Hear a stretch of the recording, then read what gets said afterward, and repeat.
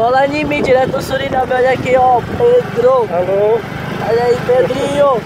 Esse aqui é mais um mototáxi que está trabalhando aqui com o Vitor. Tá ganhando um grande espaço aqui, eles, o mototáxi é novo. Né, Vitor? Pedro. Ou não, né, Pedro? Corta. Vou botar aquela vinheta. Olha aí, gente.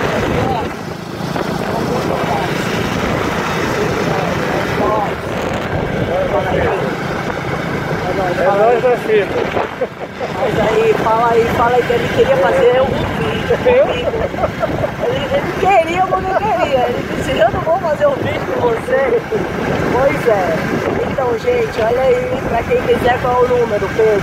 816 0600.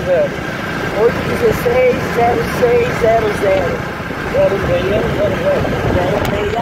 mole meia dúvida, já vai. Aí o Pedro, já viu como é que é. Olha aí, gente. Esse daí é o novo serviço aqui, novo meio de transporte agora aqui. Os brasileiros pagar menos, chegar mais rápido, né, Pedro?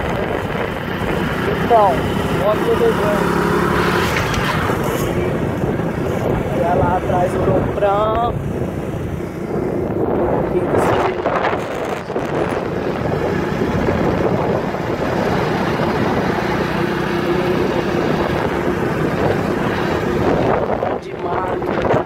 Brasil, bem grande.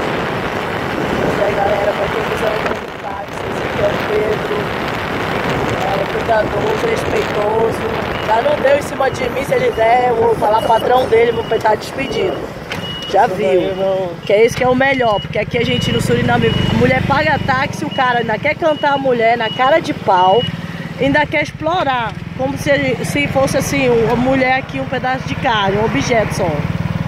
Tem muitos que são assim aqui, pois é, então é isso aí. Cola em mim. São assim. Não é verdade, Pedro? Então, gente, olha aí, os brasileiros trabalhando com respeito com a mulherada aqui. Isso é o que vale. Valeu, cola em mim, direto do Suriname para Maribor.